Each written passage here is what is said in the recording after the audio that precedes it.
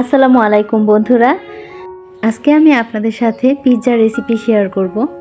ঘরে থাকা কিছু সাধারণ উপকরণ দিয়ে কিভাবে পিৎজা বানিয়েছি আজকে আপনাদের সাথে সেটাই শেয়ার করব। আর আজকের ভিডিওতে আপনাদের ভাইয়া আমার সাথে থাকছে। মূলত পিৎজাটা আপনাদের ভাইয়াই আজকে বানাচ্ছে। তো চলুন দেখে নেওয়া যাক। অ্যাট ফার্স্ট আমি একটা ক্যাপসিকাম কেটে কুচি কুচি করে নিব। পিৎজার মধ্যে কিন্তু ক্যাপসিকামটা না থাকলে পিৎজা জমিয়ে ওঠে না। তো কারো কারো এলাকায় এই ক্যাপসিকাম পাওয়া যায়, আবার কারো কারো এলাকায় পাওয়া যায় না। তো না থাকলে তো কিছু করার নেই, তখন এর বিকল্প হিসেবে আপনারা টমেটো ইউজ করতে পারেন। তবে ক্যাপসিকামের সেন্টটা একটু অন্যরকম আসে বলে ক্যাপসিকাম দিলেই পিৎজাটা ভালো লাগে।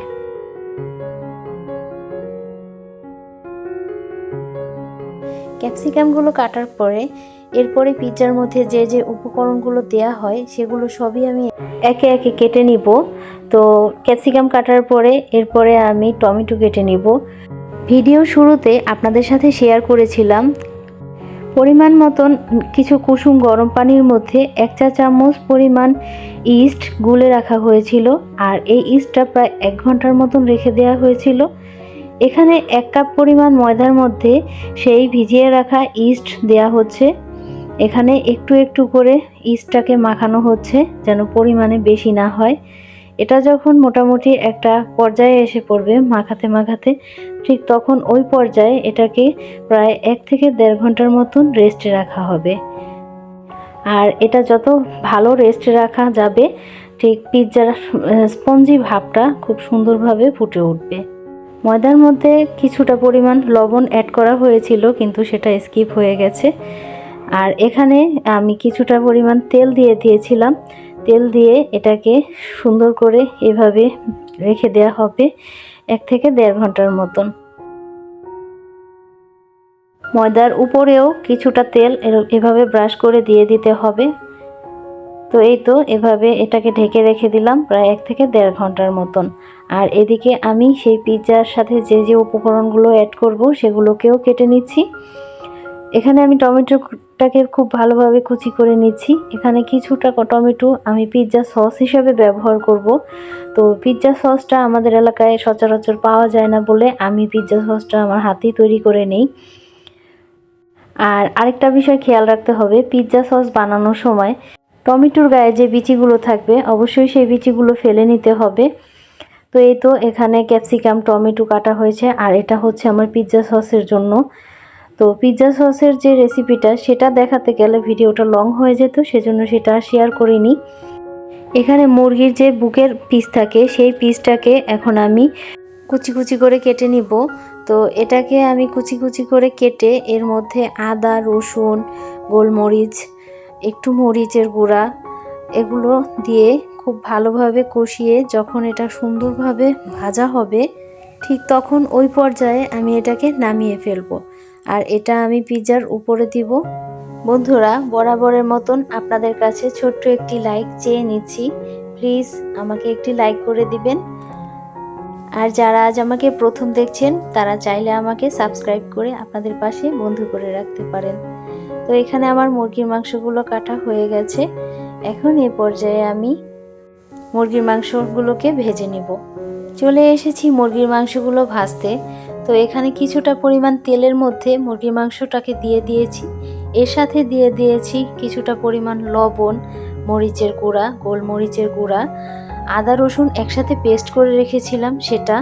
তো এই তো এভাবে এটাকে খুব সুন্দরভাবে ভেজে নিব। এর পাশাপাশি কিছুটা আদা ছেঁচেও দিয়েছি। তো এভাবে আদা দিলে এর সুন্দর একটা স্মেল আসে, সেটা আমার কাছে ভালো লাগে, সেজন্য এভাবে দিয়েছি। তো এই তো এভাবে মুরগির মাংসটাকে খুব সুন্দরভাবে ভেজে নিচ্ছি। ফিরে এলাম 1 থেকে 1.5 ঘন্টা পরে। তো এখানে এই তো ইস্ট মেশানো সেই ময়দাটা একদম ফুলে উঠেছে। এখন হাতে একটু তেল লাগিয়ে এরপরে এই ময়দার মধ্যে থেকে বাতাসটা বের করে নেওয়া হয়েছে। এরপরে এই ময়দাটাকে 2 ভাগে ভাগ করা হয়েছে, মানে এখানে 2টা পিৎজা করব। তো আপনাদের সাথে একটা পিৎজা শেয়ার করছি। ওভেনের যে প্লেটটা থাকে সেই প্লেটটাই এই রুটিটা একটা শেপ করে নেওয়া হচ্ছে। এবার এ পর্যায়ে একটি কাঁটা চামচের সাহায্যে পিৎজার যে রুটিটা আছে এর মাঝখানে এভাবে কেচে কেচে দেওয়া হচ্ছে। এর কারণ হচ্ছে এর ভেতরটা যেন ফুলে না ওঠে। এর সাইডটা ফুলে থাকবে কিন্তু ভেতরটা থাকবে সমান। এখন আমার হাতে বানানো সেই পিৎজা সসটা এর মধ্যে দিয়ে দিচ্ছে একটু একটু করে। পিৎজা সস যেহেতু আমি হাতেই বানাতে পারি সেজন্য আমি আর পিৎজা সস কেনার চিন্তাও করি না। আর পিৎজা সস হাতে বানানো খুবই সহজ। আপনারা চাইলে এর ভিডিওটা আপনাদের সাথে অবশ্যই এর পরের ভিডিওতে শেয়ার করব, তবে আমাকে কমেন্ট করতে হবে। কমেন্ট না করলে আমি কিন্তু করব না। যাই হোক, ছেলে মানুষ পিৎজা বানাচ্ছে সেজন্য এখানে কিন্তু অনেক কিছুই মিস্টেক থাকতে পারে, কিন্তু তারপর আমি কিছু বলিনি যেহেতু আগ্রহ করে এসেছে। তো সবার আগে দিয়ে দিয়েছে চিজ। তো চিজটা কিন্তু সবার শেষে দিতে হয়, কিন্তু দিয়ে দিয়েছে আগে, কিছুই করার ছিল না। এর উপরে দিয়ে দিয়েছে পেঁয়াজ, কুচিয়ে রাখা ক্যাপসিকামগুলো দিয়ে দেয়া হলো। এরপরে কুচিয়ে রাখা টমেটোগুলো একে একে দিয়ে দেয়া হলো। এখানে যে মুরগির মাংসগুলো দিয়ে দেয়া হয়েছিল সেই জায়গাটা স্কিপ হয়ে গেছে, সেজন্য আমি আন্তরিকভাবে দুঃখিত। মুরগির মাংস আর চিজ এর উপরে খুব ভরপুরভাবে দেয়া হয়েছিল। তো যাই হোক, আপনাদের কাছে এর জন্য আন্তরিকভাবে দুঃখিত। তো এই তো অবশেষে সেই চিজ আর মুরগির মাংস দেওয়ার পরে এখানে আমি ওভেনে বেক করতে দিয়ে দিয়েছি। আর আপনারা যদি এটা চুলায় বানাতে চান তখন আপনারা একটা স্টিলের প্লেটে এই পিৎজা শেপটা করে একটা পাতিলের উপরে স্ট্যান্ড বসিয়ে সেই স্টিলের প্লেটটা দিয়ে দিবেন এবং এটাকে প্রায় 10 থেকে 20 মিনিটের মতন রাখতে হবে। তখন আপনারা এটাকে খুলে দেখতে পাবেন যে এটা কেমন হয়েছে। যদি মনে করেন যে হয়নি তাহলে গ্যাসের চুলাটা অফ করে 3 থেকে 5 মিনিটের মতন রেখে দিবেন, তখন দেখবেন যে এমনিই হয়ে গেছে সুন্দরভাবে। তো ফাইনালি পিৎজাটা আমার রেডি হয়ে গেল। এখন আপনাদের সাথে শেয়ার করছি এটা কেমন হয়েছে।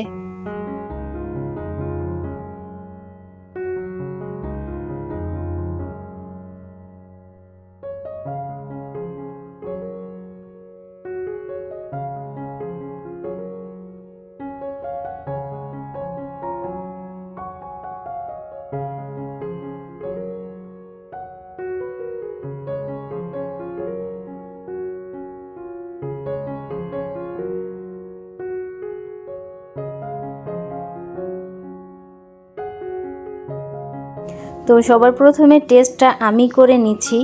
ছেলে মানুষের হাতের বানানো পিৎজা একটু খেয়ে দেখছি কেমন হয়েছে। তো সবই ঠিকঠাক ছিল, কিন্তু লবণটা একটু পরিমাণে কম হয়েছিল।